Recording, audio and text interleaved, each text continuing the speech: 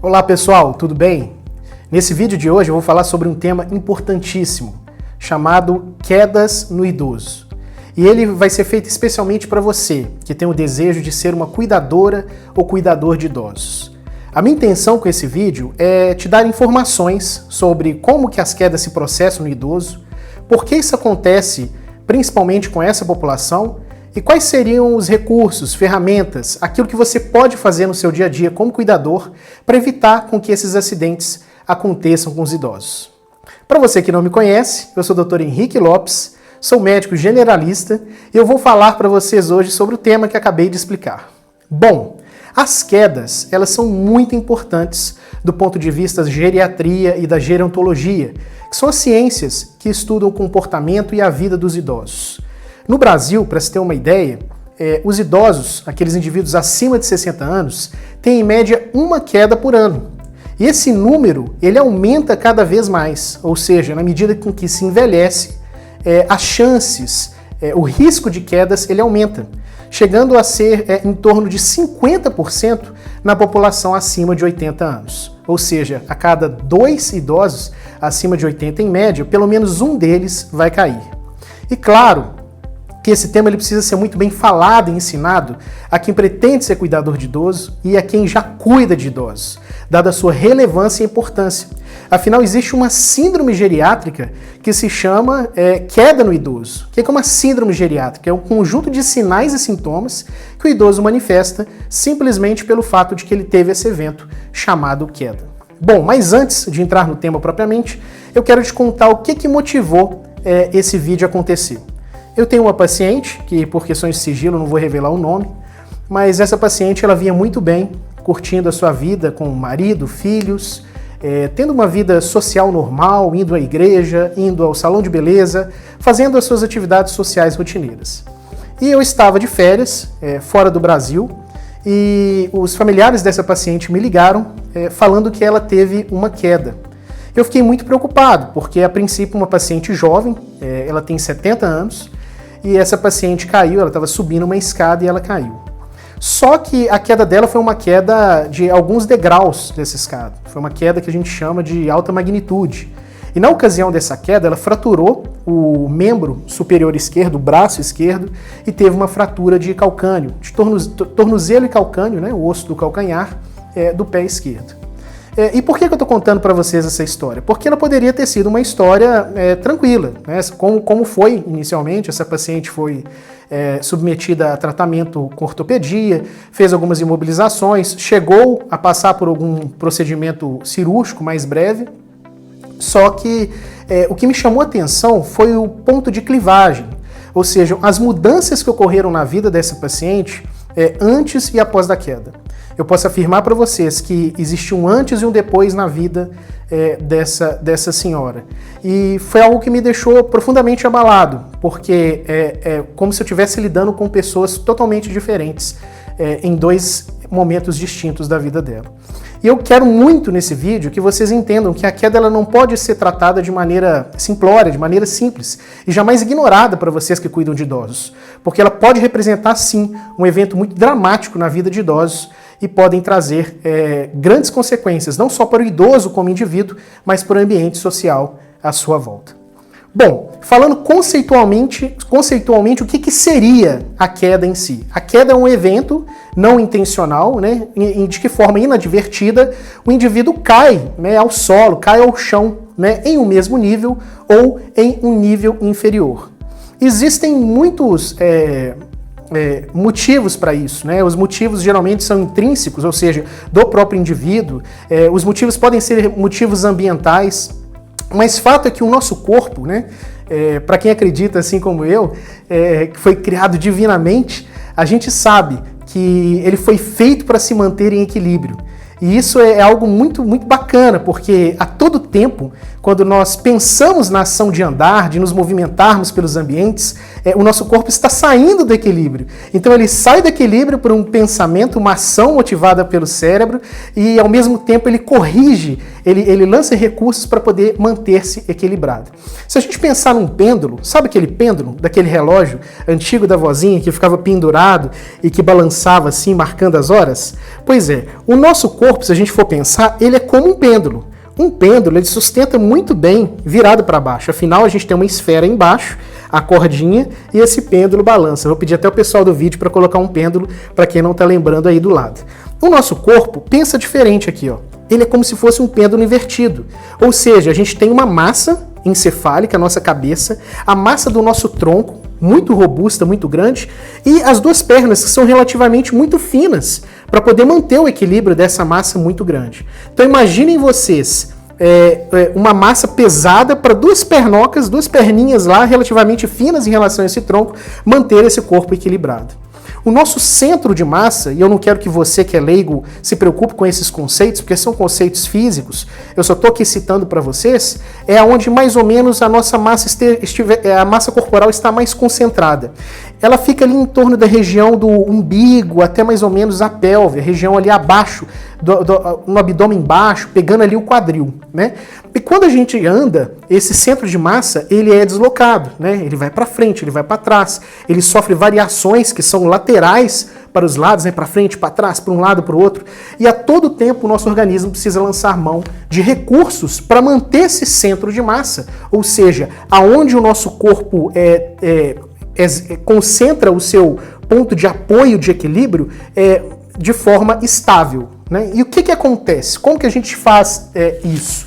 A gente utiliza diversos recursos, né? Os primeiros recursos que a gente utiliza são os recursos do processamento que a gente tem em relação ao ambiente, ao meio ambiente. Como que a gente processa e percebe o ambiente? Através da nossa visão, né? A visão nos traz a capacidade da chamada estereopsia, que é a visão em 3D. A gente consegue localizar objetos, observá-los, a sua disposição no ambiente, saber exatamente qual que é a distância em relação de um objeto a outro, né? A audição, junto com o sistema vestibular, ela nos posiciona, fornece informações ao cérebro em relação ao posicionamento da cabeça, nos orienta em relação à distância, em relação a determinado ruído e sons ambientes. A gente sabe se a gente está mais próximo, se a gente está mais perto de um determinado ambiente, isso tudo facilita a nossa orientação, né? O nosso tato, vibração é fundamental, né? Quantos de nós, às vezes acordando na madrugada, né, com aquele olho ainda meio nebuloso, pelo sono, pelo cansaço, tenta se orientar num banheiro e a única coisa que a gente consegue fazer é apalpar as paredes e as portas para saber exatamente em qual lugar nós estamos. Isso tudo faz parte dessa orientação e ajuda o nosso organismo a manter o equilíbrio. Além disso, né, quando a gente recebe todas as informações sensoriais que o nosso organismo capta do ambiente e traz para o nosso corpo, isso é levado através dos nossos nervos até o nosso encéfalo. Nosso encéfalo é toda essa região, né? Pegando ali a região do tronco, o cérebro, né? E essas informações elas são processadas. É uma grande central de processamento. E aí, o cérebro processa tudo isso. O que ele faz? Ele interpreta sons, ele interpreta a visão, ele calcula movimentos. Isso é muito instantâneo, é muito rápido, mais rápido que qualquer melhor computador do mundo que você possa imaginar, e ele traz uma resposta pra gente, né? Uma resposta efetora que a gente fala, uma resposta musculoesquelética, uma resposta motora, né? E aí o que ele calcula? Ele calcula exatamente o tamanho do passo que você tem que dar, ele calcula o tônus da musculatura, se ela vai ficar mais rígida, se ela vai ficar menos rígida, existem músculos que vão contrair naquele momento, músculos que vão se relaxar, ou seja, agonistas e antagonistas, e tudo isso é um movimento muito lindo, muito bonito, que se chama manter o balance, manter o equilíbrio corporal. E é claro que o idoso, né, em algum momento, ele perde essa capacidade, pelo menos parcialmente, de manter esse balance, esse equilíbrio corporal.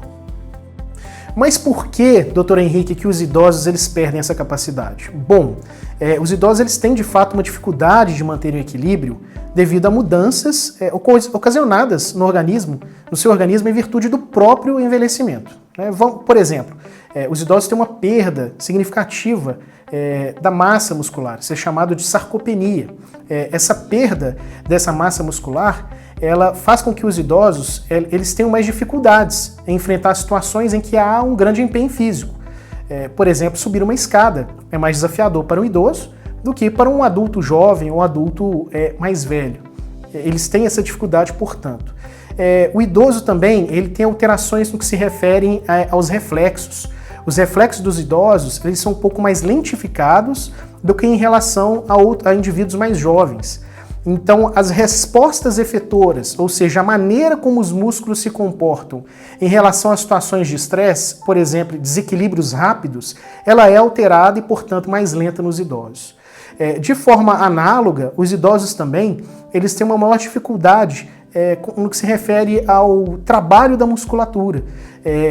A musculatura que faz o trabalho, né, mais intenso, agonista, que sofre um contratrabalho da musculatura, que eu posso dizer aqui antagonista, ele é mais dificultoso também nos idosos. Isso tudo faz com que seja também mais difícil manter o equilíbrio.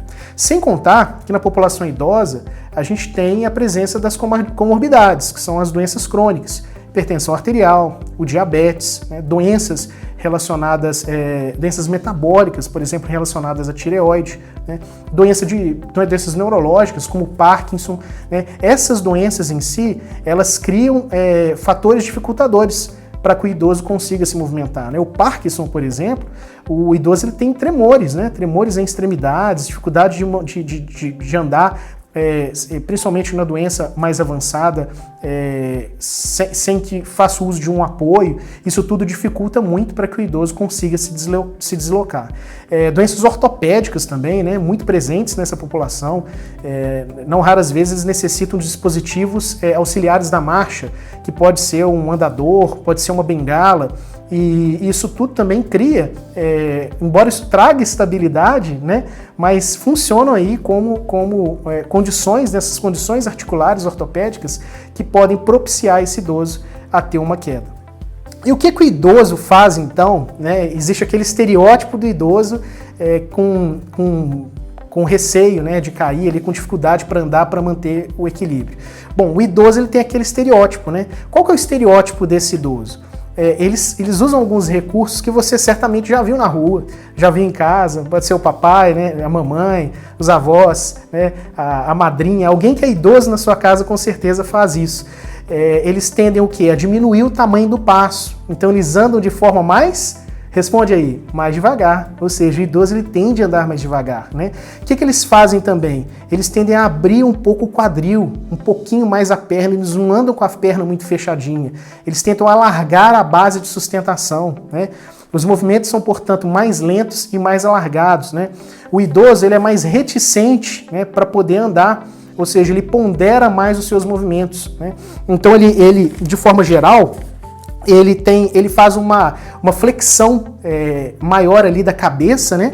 Normalmente o idoso tem aquela posturinha mais de idosinho, né? Aquela do velhinho, da velhinha que ficam ali mais agachadinhos, mais abaixadinhos, né? Justamente para poder tentar uma postura que concentra esses centros de massa mais dentro do corpo, né? Isso ajuda a manter o equilíbrio, essa curvatura corporal, né? E eles fazem uma flexão maior, né, de tronco, portanto, e de cotovelos também. Eles tendem a ter uma postura mais fechada. Então é aquele andar lento, com a perninha meio aberta, meio alargado, com um grande balancinho lateral. Eles dão aquela chamada, aquele balanço lateral, aquele andarzinho típico do idoso, né? Aquela andadinha assim, quase que mancando de algum modo, e com uma postura, uma fisiologia corporal, né, uma mímica corporal mais fechada, né? Isso tudo de tal maneira que eles consigam manter o equilíbrio. Só que aí o idoso cai. Infelizmente, ele pode ser um idoso acamado, ele é acamado, tem dificuldade para se movimentar, ele está acabando de sair do leito, ele tenta um movimento sem acionar o cuidador, sem acionar um familiar, ele acha que é possível, por exemplo, simplesmente buscar um medicamento que está numa escrivaninha, que está num aparador próximo à cama, e ele cai, né? Ou ele está dentro de casa, andando, saindo da cozinha, ele está indo para a sala de televisão, assentar-se para poder assistir o jornal, e sem querer o chinelinho dele acaba agarrando no tapete e ele vem a cair. Aí que surge um drama, né? quem já presenciou uma queda em idoso, sabe como eles ficam, alguns ficam muito mal, e como que para o cuidador é um drama o idoso cair, né? Primeiro que o cuidador fica preocupadíssimo com o seu paciente em si. Há uma angústia, um medo, até um desespero por parte do cuidador do que pode ter acontecido com o idoso. Outro ponto é a própria família, né? Quando o familiar, né, presencia essa queda no idoso, ele fica extremamente preocupado, ansioso, fica com medo de não... Porque, principalmente se for uma queda que não foi presenciada, ele não sabe exatamente o que aconteceu com aquele idoso no momento da queda. Quando uma queda acontece no idoso, surgem alguns problemas, né? Os problemas imediatos, né, esse evento traumático, acidental, que é a queda, ele causa primeiramente lesões físicas.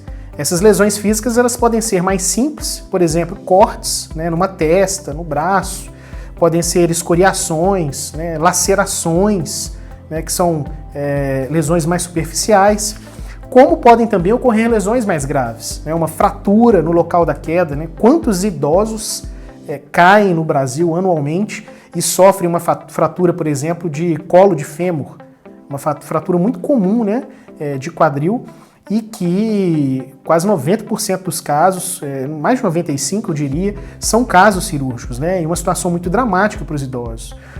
As fraturas, portanto, são um desfecho bem desagradável no que se refere a quedas. Outro desfecho ruim são os traumatismos crânioencefálicos, né? Alguns idosos eles podem cair, bater a cabeça e entrar em um estado confusional agudo, em virtude daquele traumatismo craniano, né? Para idoso, ela deve ser tratada como uma emergência médica.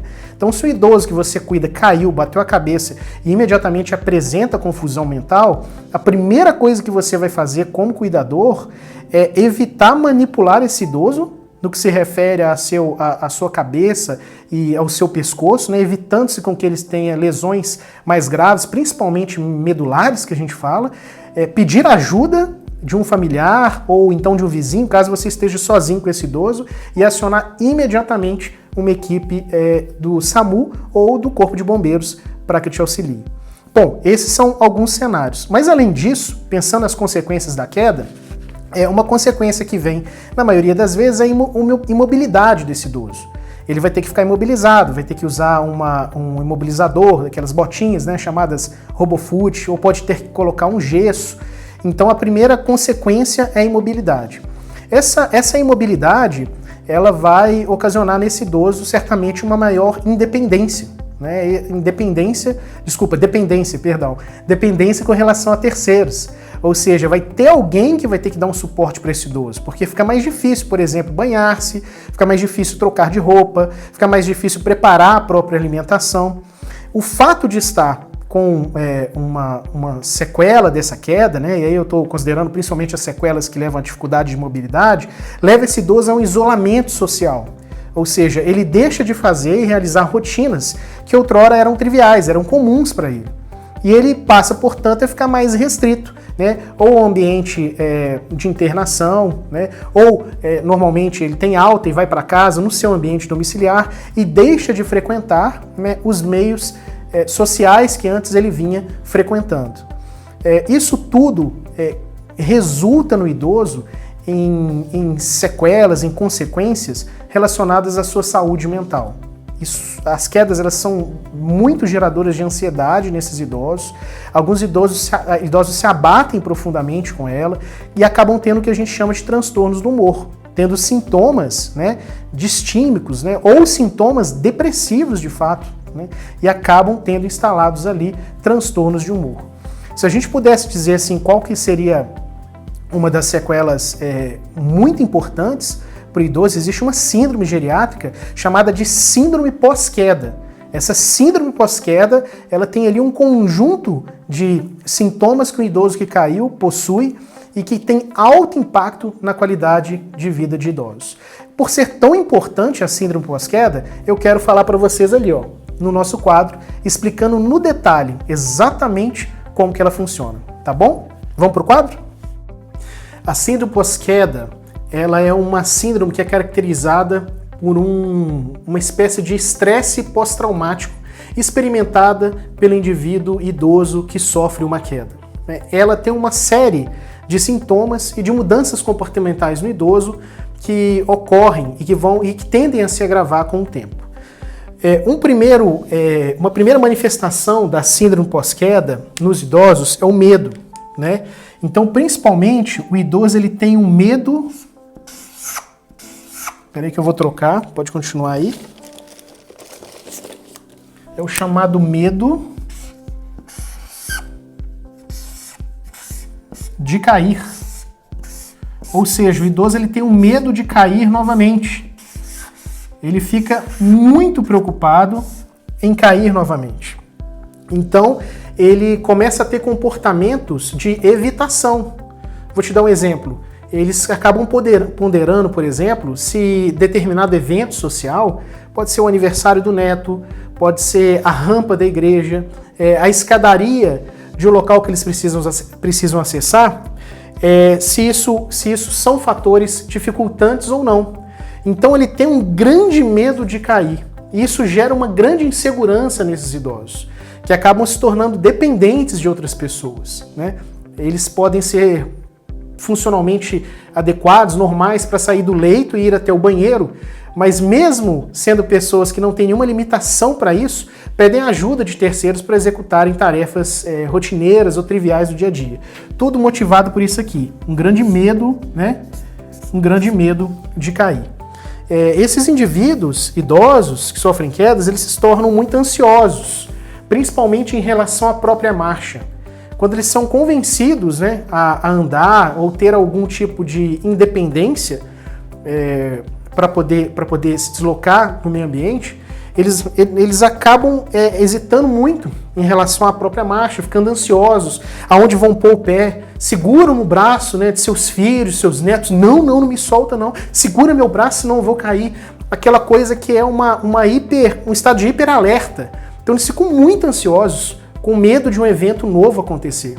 Então isso acaba aumentando muito a ansiedade desses indivíduos e compromete eles no dia a dia, algo que não acontecia. E eles acabam tendo mudanças comportamentais, né? E a principal mudança comportamental aqui nesses indivíduos, como eu disse, são questões relacionadas ao próprio isolamento social. Agora, um fator importantíssimo na síndrome pós-queda, e esse eu tenho que falar, opa, quem sabe faz ao vivo,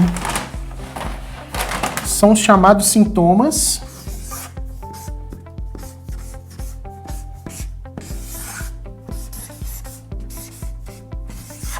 depressivos.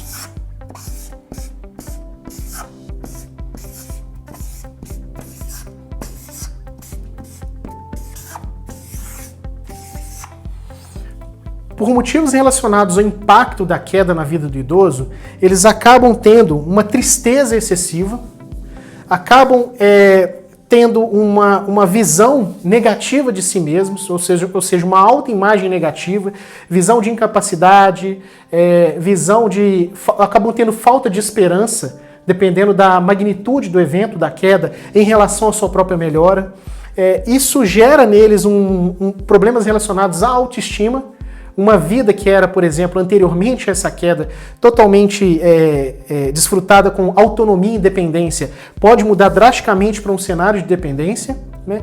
E além disso, o indivíduo acaba se distanciando, né? Às vezes de familiares, do seu próprio ambiente social, outrora frequentado, e isso gera sintomas depressivos nesses idosos. Talvez esse seja um desfecho dos mais importantes em idosos na síndrome pós-queda. E precisa de uma abordagem psiquiátrica, psicológica muito adequada. A gente recomenda fortemente que esses pacientes que desenvolvem sintomas ansiosos e principalmente sintomas depressivos relacionados a uma queda, busquem ajuda com os psicólogos através das chamadas terapias cognitivo-comportamentais e também a ajuda de médicos psiquiatras através de medicamentos, uso de medicamentos ansiolíticos e antidepressivos. Agora eu quero falar para vocês um pouquinho também sobre os fatores de riscos que levam um idoso a cair. E principalmente, como que você, aspirante a cuidador, pode atuar dentro de casa, no ambiente domiciliar, pode ser um ambiente também da instituição de longa permanência, né, do asilo que você trabalha, em que você pode atuar de forma preventiva e evitar com que esse idoso caia. Tá bom? Vamos então para os fatores de risco e como solucioná-los? Bom, agora eu vou falar para vocês sobre os fatores de risco que levam o idoso a sofrer uma queda. Esses fatores de risco, eles podem ser divididos em fatores do próprio indivíduo, ou seja, do próprio idoso, e fatores ambientais. Você, que é aspirante a cuidadora de idosos, a cuidador de idosos, né, tem um sonho de se tornar um profissional dessa área, e também você que é familiar, que cuida de algum idoso em casa, vocês precisam ficar atentos a isso aqui, porque na medida que eu for falando de cada fator de risco, eu vou trazer para vocês exatamente qual é a solução, né, para que você tente minimizar ou diminuir esse risco sempre que possível. Bom, um primeiro fator de risco do indivíduo que leva o idoso a ter mais queda é a história prévia, HP, história prévia de quedas, ou seja, idosos, estatisticamente idosos que já tiveram quedas no passado, tendem a ter mais quedas no futuro. Então, história prévia de quedas, fator de risco para mais queda. Histórico de fraturas, né? As fraturas, e não apenas elas, mas outras doenças ortopédicas, né? Doenças osteomusculares, elas podem levar a instabilidades e aumentar a chance de que o idoso venha a ter quedas. E também cirurgias, principalmente cirurgias recentes, que causam dificuldades na mobilidade, né? Dificuldades inerentes a processos dolorosos, também podem aumentar a chance de o idoso ter queda. O tabagismo, que é o hábito de fumar de forma regular, é também identificado como fator de risco. A gente sabe que o tabagismo, ele gera uma doença dos vasos, uma doença vascular, causada por um processo chamado arteriosclerose. Né? A arteriosclerose, ela pode, por exemplo, gerar uma dificuldade ao idoso de equilibrar a pressão arterial. A gente tem sensores de pressão arterial na nossa região cervical quando nós mudamos de posição. Então, a gente pode ter a chamada hipotensão postural no idoso. Quando ele está, por exemplo, deitado, ele se levanta bruscamente, inicia um movimento e sente uma tontura, justamente porque esses... não precisa guardar o nome, tá? Sensores de pressão baroreceptores que a gente tem aqui na nossa região cervical, eles não conseguem se ajustar adequadamente. E certamente o tabagismo ele influencia nesse processo. O tabagismo também contribui para uma fragilidade óssea, interferindo em mecanismos de absorção do cálcio pelos ossos, interferindo em metabolismo da vitamina D, que também é importantíssima para a fixação, né, para que o osso absorva o cálcio, que é tão importante na formação dessa estrutura. O etilismo, isso aqui é muito comum, pessoal. Quantos e quantas famílias já chegaram até mim e falaram, doutor Henrique, papai bebe muito e a gente tem um problema com o papai, porque cada dia ele chega em casa com um machucado no cotovelo, um machucado no braço, um machucado na testa. Outro dia, doutor Henrique, ele veio aqui em casa, chegou com um corte no supercílio, deu 15 pontos, porque estava saindo do bar, caiu no meio-fio, bateu o rosto e teve um corte, tivemos que levar ele para a UPA, foi uma situação dramática. Então, etilismo, né? O etilismo gera muita instabilidade, né, no paciente, e se for idoso, então, isso é agravado. Alterações nutricionais, né, principalmente as deficiências vitamínicas no idoso são muito comuns. A vitamina B12, que tem um papel muscular importantíssimo, né, a sua deficiência ela pode gerar uma fragilidade muscular nesses idosos, propiciando quedas. O aumento de peso, ou seja, a obesidade, né, eu coloquei aqui a setinha, só aumentar aqui para vocês verem, né, o aumento de peso, tem um pezinho aqui, ó. A obesidade, ela é um fator de risco para queda, né? A pessoa que tem muita massa, né? Principalmente ali na região abdominal, ela tem o deslocamento desse centro de massa, então muitas vezes as pernas são mais finas do que esse centro de massa, então o idoso ele tende a se desequilibrar mais, ele tem dificuldade para levantar-se, dificuldade para agachar-se, isso tudo pode propiciar mais quedas. Ao passo que também uma queda de peso muito acentuada, aí a gente já está caminhando para desnutrição, é aquele idosinho muito fragilizado, né? Com muita perda de massa muscular, que aí ele já não consegue nem ter força nas pernas para andar. Qualquer movimento com uma exigência energética maior, né? Subir uma rampa de forma prolongada, né? Subir uma escada, pode ser um transtorno para esse idoso. Quais outros fatores de risco do idoso? Com relação a isso aqui, pessoal, bom, voltando um pouquinho, uma medida que o cuidador, né, e a família podem adotar é orientar esse idoso a buscar ajuda, principalmente no que se refere ao tabagismo e ao etilismo. Tratar essas duas condições aqui como doença é fundamental. Pedir a ajuda de médicos, né, de terapeutas, psiquiatras, para poder tratar essa questão, porque um idoso desse etilista, por exemplo, ele pode cair, bater a cabeça e ter uma sequela grave, inclusive evoluindo com morte.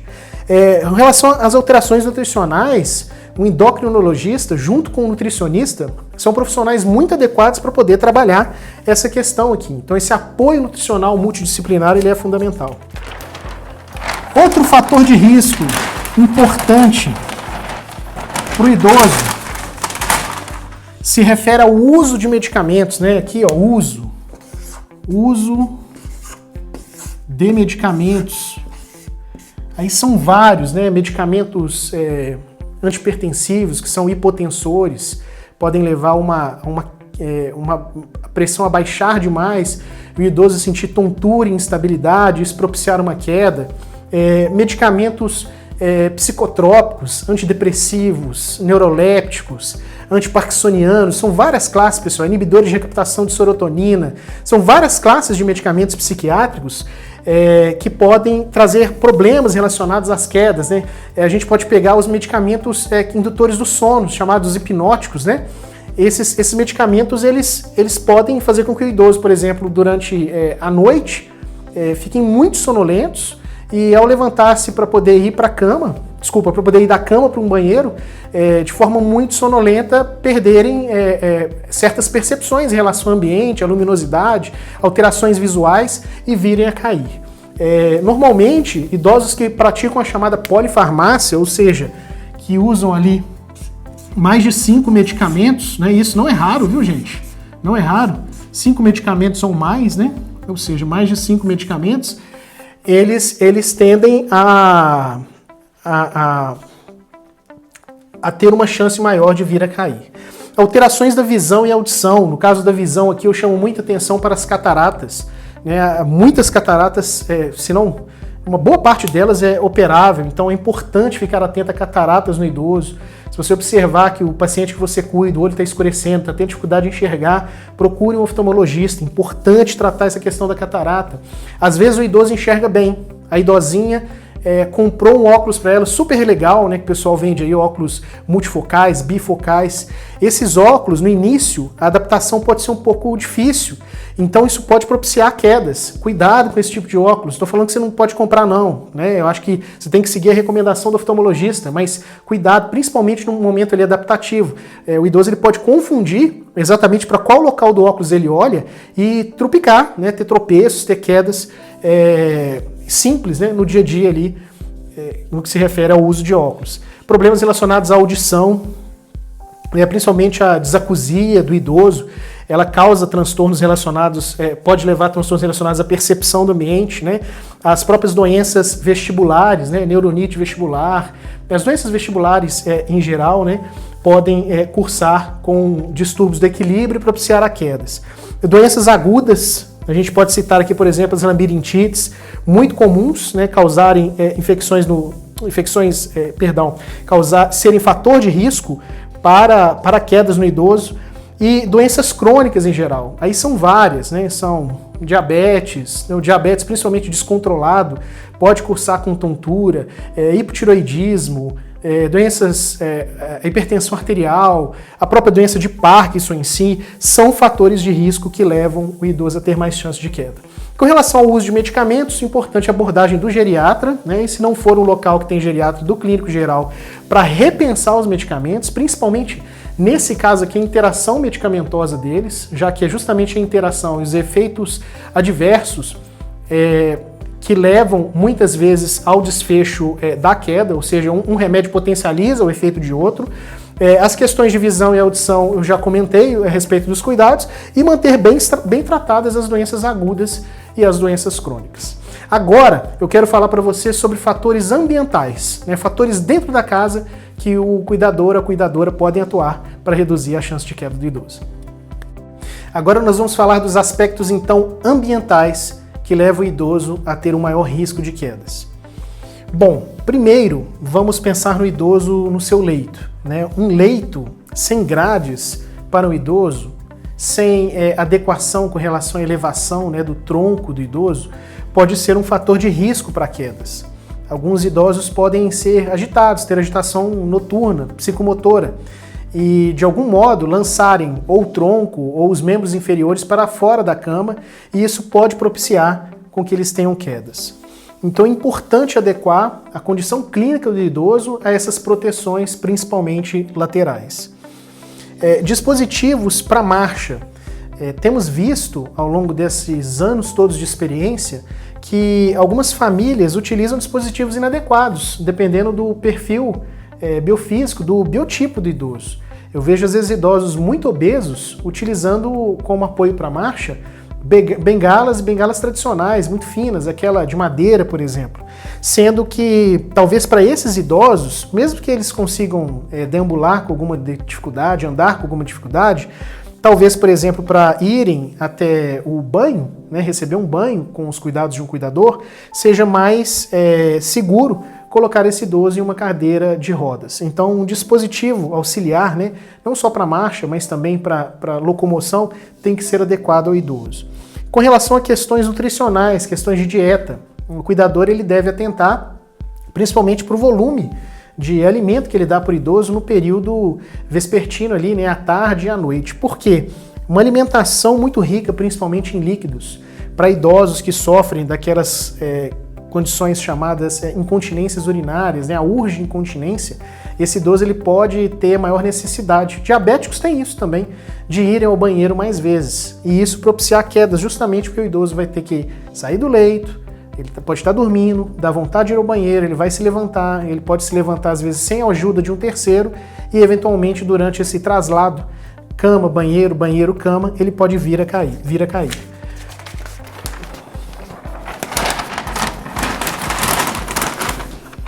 Outros fatores importantes, né, se referem aos chamados pontos de luz ou iluminação. Como que o idoso, como que você pode melhorar essa condição para o idoso? Por exemplo, os acendedores automáticos, os acendedores de presença, eles ajudam muito. A gente quando está em ambientes muito escuros, às vezes são ambientes de maior penumbra, mal iluminados. Simples fato de você melhorar a iluminação da casa, trocar aquela lâmpada amarelinha, velha, com baixa luminosidade, por lâmpadas mais econômicas de LED que iluminam melhor, podem ser suficientes para tirar esses pontos cegos da iluminação e também colocar esses dispositivos hoje que são mais acessíveis, que já estão mais acessíveis financeiramente, com acendedores automáticos, evitando que o idoso tenha que ir até uma parede para acender a luz, ir até o acendedor e depois dirigir-se ao local onde ele pretende ir. Então, o simples fato de chegar ao banheiro e a luz ser acendida de forma automática já propicia um menor deslocamento para o idoso e um menor risco de queda. Com relação a pisos, né, pisos irregulares, quantas casas têm pisos irregulares? Né? Às vezes você vai num alpendre, você vê alguns buracos no alpendre ocasionados por quebras de cimento, né? Quinas de escada quebradas que oferecem pontos sem apoio para colocar os pés. Isso tem que ser observado. Outro ponto relacionado a pisos muito escorregadios. Gente, idoso, principalmente ambientes externos, sujeitos à umidade, ou internos, também sujeitos à umidade, como o banheiro, não podem ter pisos escorregadios, então tem que usar aqueles antiderrapantes, aqueles adesivos antiderrapantes. Eu vou falar de tapete mais embaixo, mas também os tapetes antiderrapantes. Deve-se evitar, no caso dos idosos, utilizar ceras, muito cuidado com ceras nos pisos. Muitas casas antigas, né, de idosos, era um padrão antigo, aqueles taquinhos, né, e eles ficam bonitos quando ficam bem encerados, só que podem se tornar extremamente escorregadios para os idosos e propiciar e aumentar o risco de queda. Então você, cuidador, muito atento às condições do piso aonde o idoso está. Também, pensando aí no piso, não podemos, aqui eu coloquei piso irregular, escorregadio, na verdade é a mesma coisa aqui. Não podemos esquecer dos corrimões, né? Corrimão é importante, porque eles oferecem uma superfície de apoio para o idoso. Então, de repente, tem uma escada, que a escada é até adequada, são poucos degraus, é uma escada em que os degraus são mais baixos, mas não tem um corrimão. Oferecer um ponto de apoio para o idoso é fundamental. Outro ponto são os objetos que aparecem aí no meio do caminho do idoso. Tem idoso que convive com criança, então às vezes é um carrinho daquele pequenininho do netinho que está espalhado, né? Às vezes uma bolinha que o idoso pode pisar, pode escorregar. Alguns móveis instáveis, às vezes tem uma mesinha entre o sofá e entre a mesa da sala, e essa mesinha, toda vez que você observa o idoso deslocando dentro da sua casa, ou seu paciente idoso, ele apoia nessa mesinha balança. Muito cuidado com objetos, principalmente se forem móveis instáveis. Eles têm grandes chances de virarem, quebrarem uma de suas pernas, ou então de escorregarem quando o idoso for apoiado, né? E no que se refere a questões de roupas e calçados, é muito importante ficarmos atentos às roupas e calçados do idoso, né? Vamos pensar, por exemplo, no que se refere aqueles grandes roupões, né? Às vezes o idoso gosta de tomar um banhozinho, pôr aquele roupão maior. O roupão ele tem que ser do tamanho adequado para o idoso, porque o idoso pode trupicar nele, se prender até o calcanhar e isso propiciar uma queda. O calçado, de preferência, um calçado ortopédico, que tem um solado macio, que proteja o pé do idoso, mas que seja mais firme nos pés. Evite aquelas sandálias tradicionais aí, tipo, que a gente usa, a gente fala tipo havaianas, né, mas sandálias abertas e que não fixam bem no pé do idoso. Elas podem simplesmente escorregarem e o idoso pode tropeçar no próprio calçado. São esses fatores aqui que vão te ajudar, você futuro cuidador, a preparar melhor esse ambiente para o idoso, né?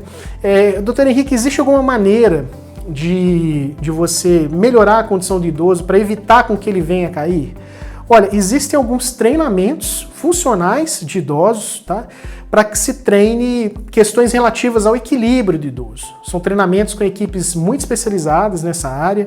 Geralmente é um trabalho conduzido por fisioterapeutas e educadores físicos que trabalham essa questão da coordenação motora e do equilíbrio. Muitas cidades do Brasil já têm serviços que disponibilizam esse tipo de treinamento funcional e isso pode sim ajudar o seu paciente ou familiar idoso a melhorar essa condição e ter um maior risco de queda. Tá bom? A minha intenção, de fato, não é esgotar esse tema aqui. Eu tentei passar para vocês alguns insights importantes sobre esse tema. É claro que a gente pode acrescentar algum ou outro aspecto, mas de qualquer forma eu quero te agradecer pela sua paciência, pela sua presença aqui e te dizer que a gente vai se ver tratando de um outro tema muito legal e sempre, claro, falando de idosos em um próximo dia. Um grande beijo, fiquem com Deus e a gente se vê. Tchau, pessoal!